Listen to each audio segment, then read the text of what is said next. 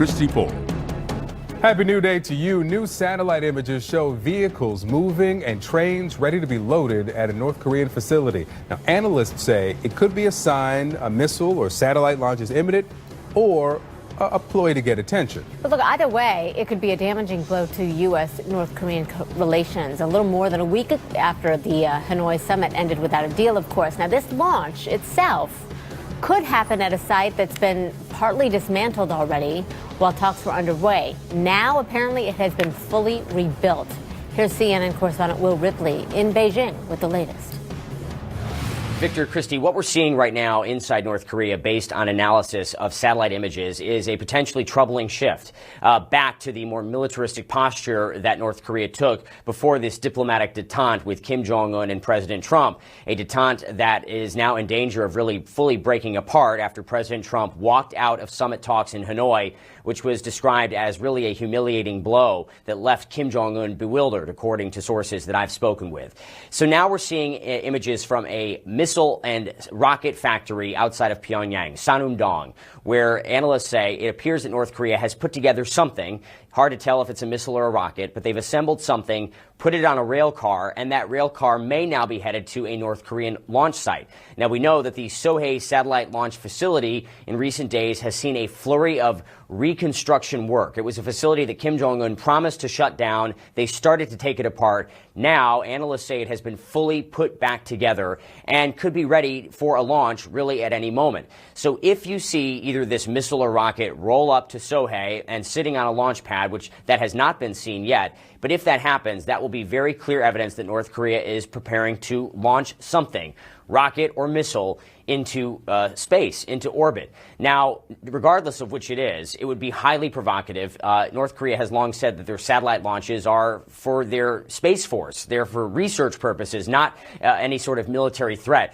But the U.S. Sees it much differently because, space rockets use the same kind of intercontinental ballistic missile technology that's banned by the UN Security Council. So any kind of launch would be considered highly provocative and could really threaten to escalate tensions in this part of the world. Meanwhile, here in China, we're getting word that Chinese President Xi Jinping is reconsidering traveling to Mar-a-Lago at the end of this month because he's worried that President Trump may walk out on him if they don't reach a deal, much like he did on Kim Jong-un. So really, President Trump's diplomatic credibility being undermined as a result of what happened in Hanoi, with tensions threatening to rise in this region as well. Victor, Christy.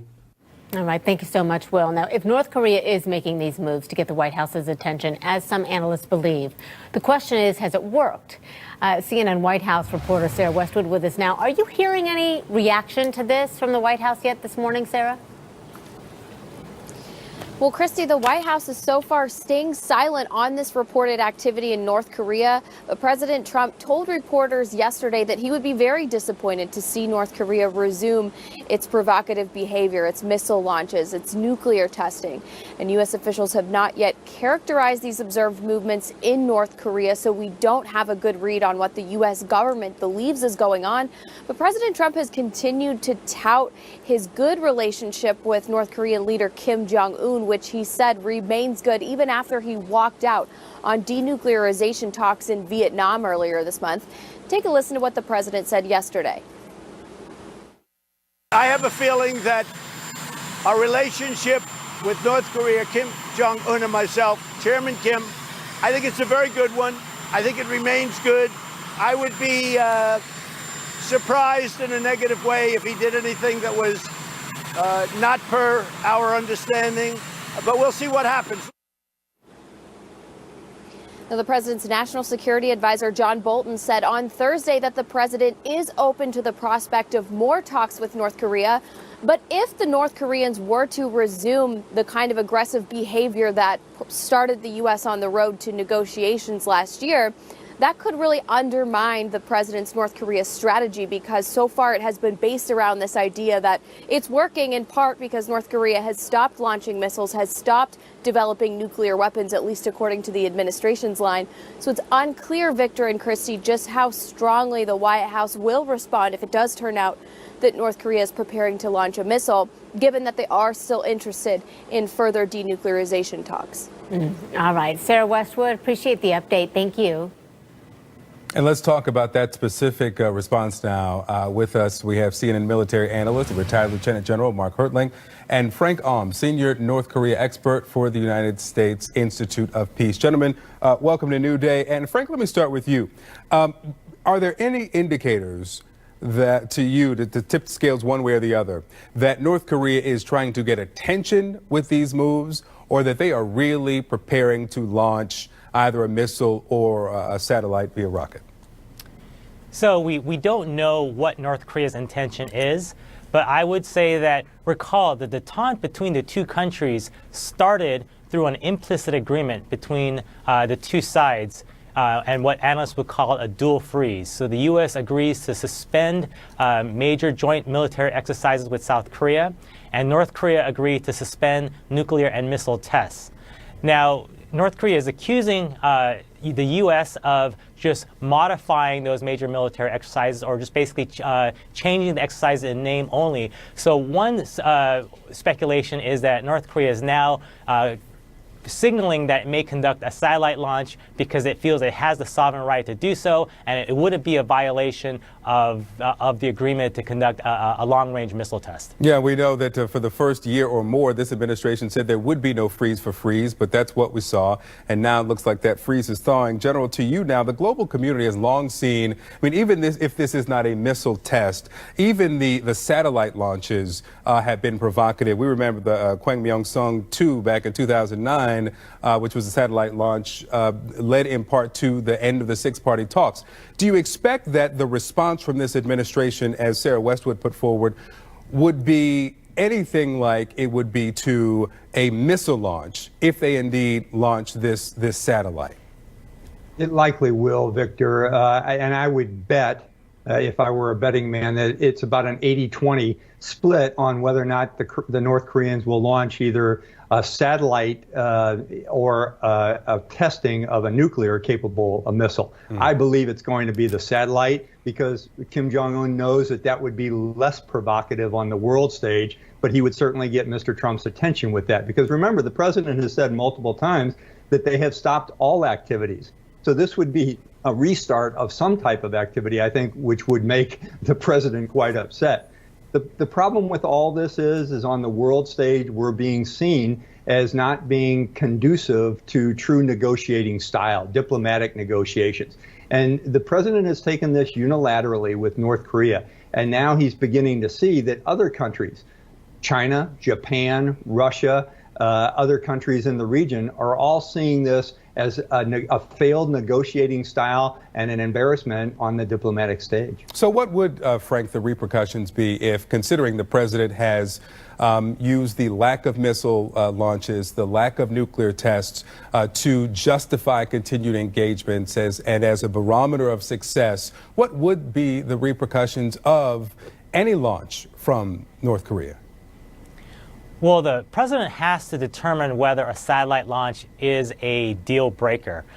He touts his personal relationship with Kim Jong-un. He seems to suggest that he has the charisma, President Trump has the charisma and the ability to create a deal with North Korea. But the satellite launch, if it happens, will be a test.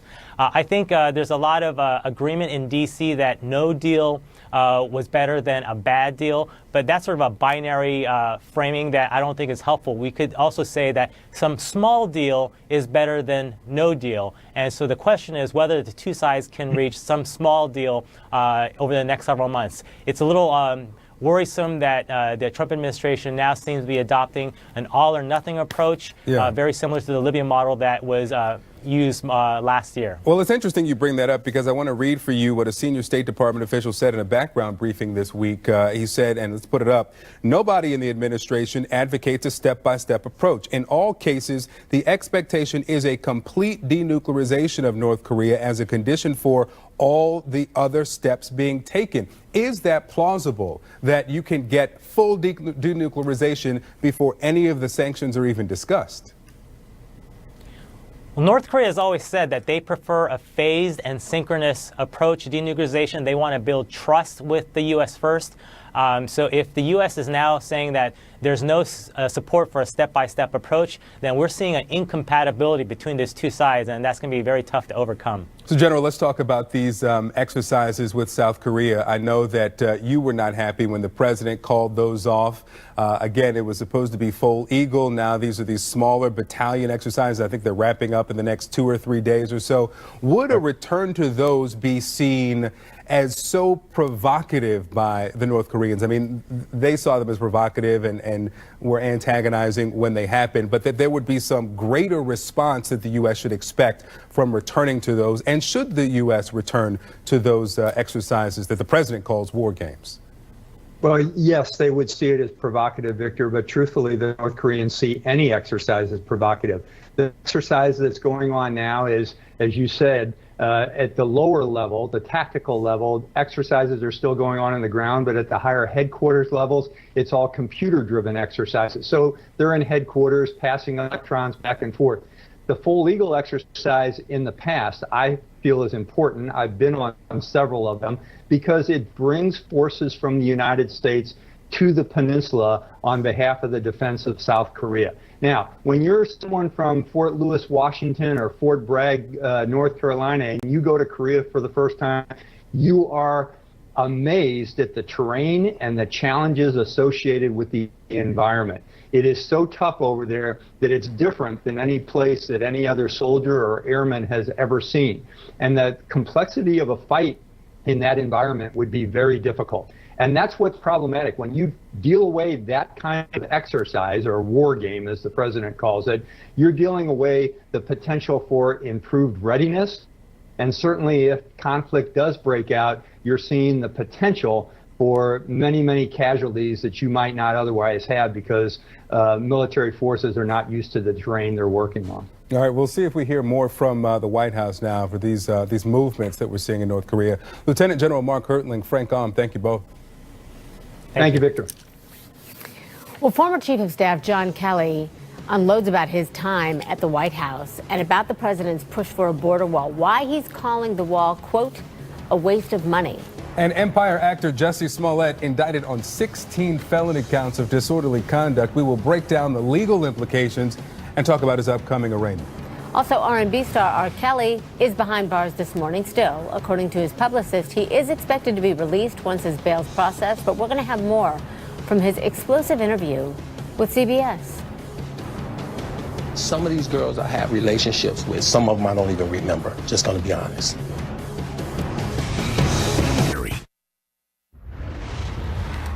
Empire actor Jussie Smollett is set to be arraigned Thursday. Court records show he was indicted Friday on 16 felony counts of disorderly conduct. Now, this stems from allegedly false reports that he was attacked in Chicago. The two men who were detained in connection with that incident have been cooperating with police. They say Smollett paid them $3,500 to stage the attack. Now, Mark Geragos, one of Smollett's attorneys, said the actor maintains his innocence. He calls the indictment prosecutorial overkill. And we spoke to CNN legal analyst and criminal defense attorney Joey Jackson about this case. What they did is they took out every particular factual statement that Mr. Smollett made, and they made it into a crime. Did they need 16 counts? I don't think so. I think, Mark certainly has a point as it relates to prosecutors being overzealous here. But, at the end of the day, it matters little. The fact is all you need is one count for conviction. Now, R&B singer R. Kelly set to be released from jail once his bail is processed. That's according to his publicist. And Kelly was arrested Wednesday after failing to pay his ex-wife $161,000 in child support. Now, Kelly was out on bail in another case when he was arrested on this issue. Last month, a grand jury indicted him on 10 counts of aggravated criminal sexual abuse, accusing him of sexual acts with children between the ages of 13 and 17. He maintained his innocence in a CBS News special. It aired last night. Take a look at this. Have you done anything wrong? Lots of things wrong when it comes to women that I apologize. But I apologize in those relationships at the time I was in the relationships. Have you broken any laws when it comes to women? Absolutely not. Have you ever had sex No. with anyone under the age of 17? No. Never. No. So what they say is you like very much being in control, and if you're not in control, it becomes very bad for the woman in the relationship. Oh, you say me? I Yeah, like the yeah. woman? No. See, the thing is that I'm not a controlling person. It's just that I am in control of my household. Like, say, if you live with me, I consider myself the king of the castle, and you're the queen of the castle.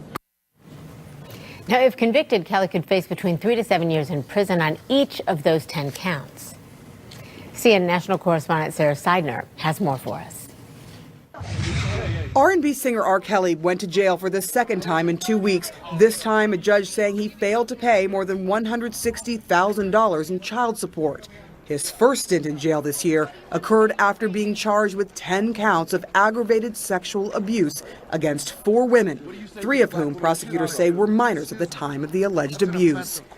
He responded to those charges, telling CBS's Gayle King everyone making the accusations is lying. So they're lying on you. That's your explanation. They're lying on you. Absolutely. You feel that people have maligned your character. I have been assassinated. I have been buried alive, but I'm alive. Kelly also responded to numerous abuse accusations from his ex-wife, former girlfriends, and people who worked for him in the 6-part docuseries Surviving R. Kelly that aired in January.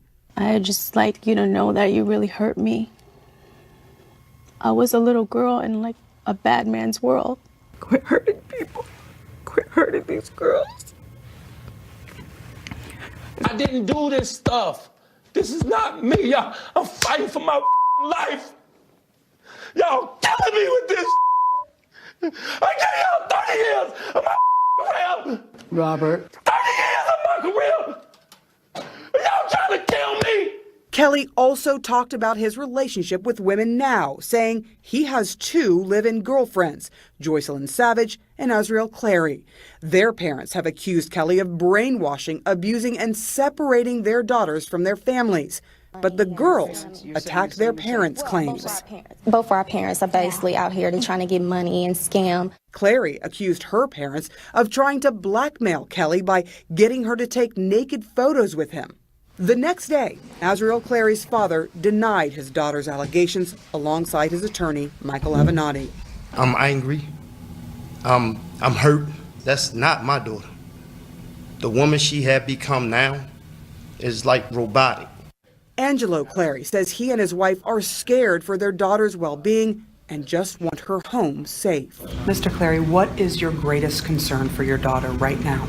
I really don't even want to speak it in existence, but I think everybody knows from we able to speak hypothetically on her current situation when she tried to commit suicide. It's just speechless to hear that saying that we would sell our kids. That's unheard of. All of the pain, confusion, worry, and accusations playing out in the public eye. Sarah Seidner, CNN, Los Angeles. All right, starting in 2021, U.S. citizens will need a travel visa to visit most European countries. The European Union is implementing increased security measures, and Americans will need a new type of visa to travel through its 26 member nations. Right now, Americans can travel through Europe for up to 90 days with only a passport. But to apply for the new travel visas, Americans will need a passport, a credit or debit card, and an email account, and the visa will be valid for 3 years.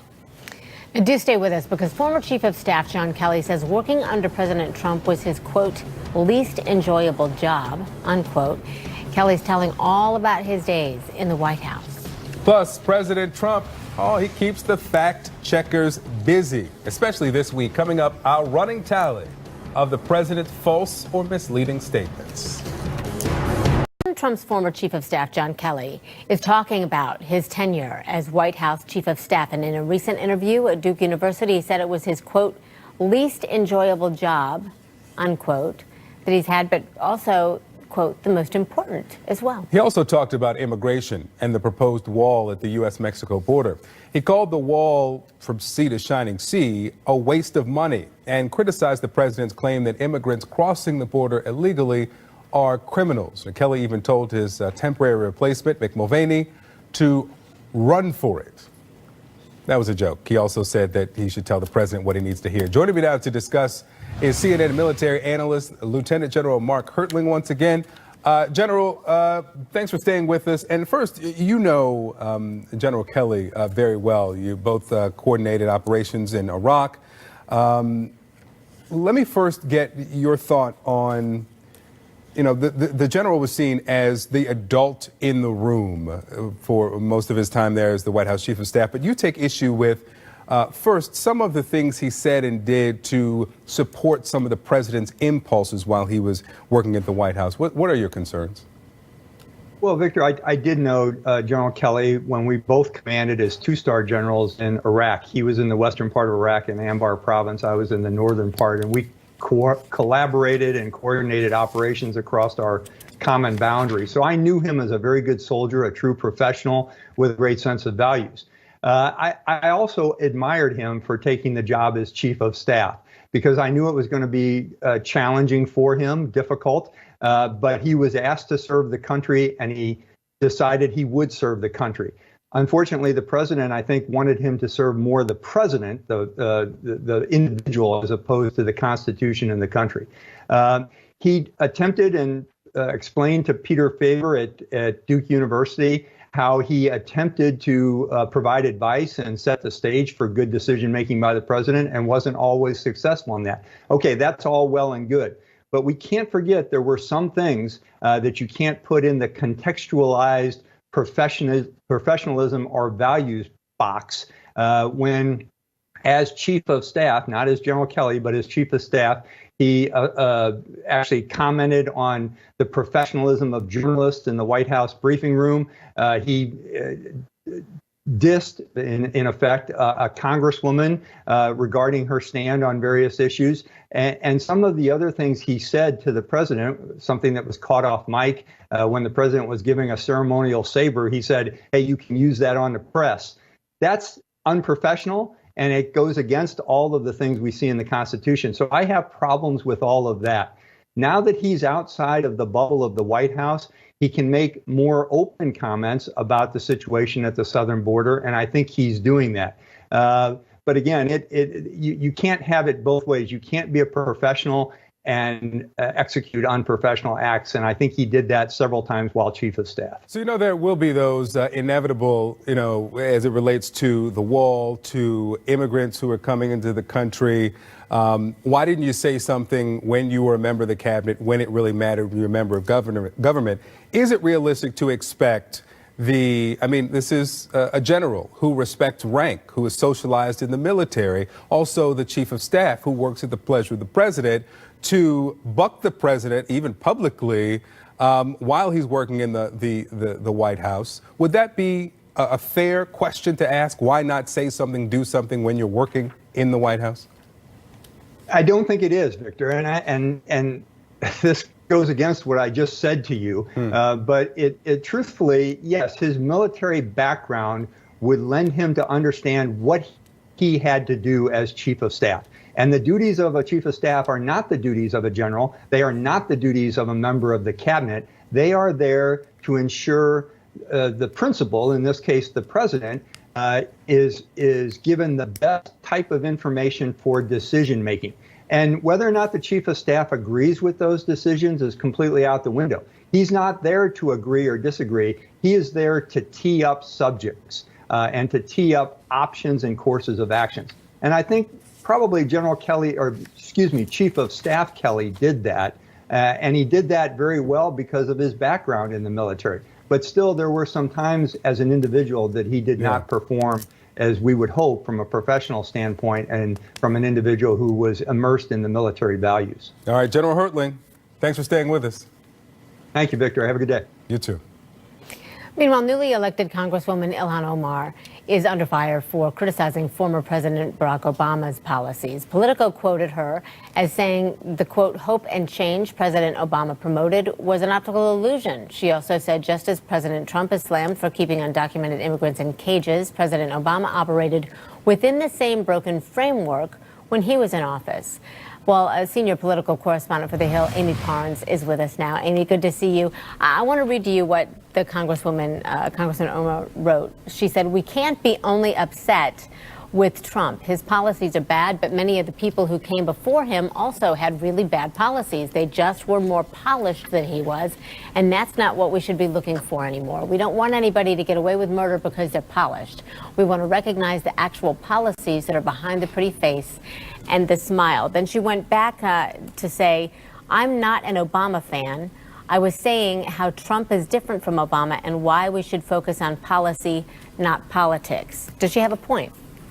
It's funny, Christy, I listened to that tape several times after she released it on Twitter, and I didn't hear any distortion. I felt like she was, she's kind of expressing what a lot of people on the left have said, and they've been upset with his drone program and immigration and other issues. So initially, when I heard that, I thought that she was merely reflecting what other people on the left have said. But the thing is, President Obama is so beloved in the party right now, and it has high approval ratings still, and I think she felt some of that backlash, and so she felt forced to kind of walk it back in a way, and that's what we saw. So let's listen to Speaker Pelosi here, because she is coming to the defense of Omar. Let's listen to this. The incident that happened was, I don't think our colleague is anti-Semitic. I think she has a different experience in the use of words, doesn't understand that some of them are fraught with meaning that she didn't realize, but nonetheless that we had to address. Is her voice powerful enough to win this over? I think that what we're seeing is a lot of Democrats are really angry. I've heard people all week essentially saying this is a distraction. This was a distraction from a very powerful sweeping bill that they passed on election reform. And the fact that they're still talking about it, all week was problematic for the Democratic Party. But I think what Speaker Pelosi is essentially saying is that, members of Congress have to essentially watch what they are saying. This nuance matters, words matter, and she has tripped up a few times now. There was a time last month where she talked about how politicians were just supportive of Israel because of the Benjamins. This is the latest snafu. So collectively, I think this is what people are reacting to. All right. Amy Parnes, thank you for being with us. Good to see you. Christy. Good to see you. President Trump's comments about Paul Manafort's sentencing this week, they really don't square with the truth, the reality. Coming up, the president and his takeaway about Russian collusion and our running tally of President Trump's false or misleading statements. The gumballs are back. I feel very badly for Paul Manafort. I think it's been a very, very tough time for him. But if you notice, both his lawyer, a highly respected man, and a very highly respected judge. The judge said there was no collusion with Russia. This had nothing to do with collusion. There was no collusion. So that was President Trump from the White House yesterday, dramatically misrepresenting Judge T.S. Ellis's remarks at Paul Manafort's sentencing. The president also tweeted something similar, that the judge stated loudly and for the world to hear that there was no collusion with Russia. Well, what the judge actually said is that Manafort was not before this court for anything having to do with collusion with the Russian government to influence this election, not that there was no collusion. So that's just false. And this is turning out to be a banner year for the president's false and misleading statements. Year after year, countless Americans are murdered by criminal, illegal aliens. That's where they put in the names. They put it in a lottery. And you pick, oh, here's a wonderful person, wonderful. He killed 4 people. They send us the people they don't want. I don't know if you noticed, but deficits seem to be coming down. And last month it was reported, and everybody was surprised, but I wasn't surprised. We have launched an unprecedented economic boom. When the wind stops blowing, that's the end of your electric. Robert Mueller put 13 of the angriest Democrats in the history of our country on the commission. According to the Washington Post fact checker, President Trump has now made 9,014 false or misleading claims in his first 773 days in office. 9,014. Now listen, when we started highlighting the tally of the president's bunk claims on this show more than a year ago, I searched for a way to make something conceptual like a false statement visual. And I landed on a version of a kid's game, guessing the number of gumballs in a jar. And it worked. So ever since, I've used jars of gumballs to show you this. Now, up to this point, we just bring the jars down from my office, sit them on a table, show you the latest tally, and that was it. Well, now there are so many jars and so many gumballs that they need their own storage closet. And sitting them side by side on a table isn't going to work anymore. So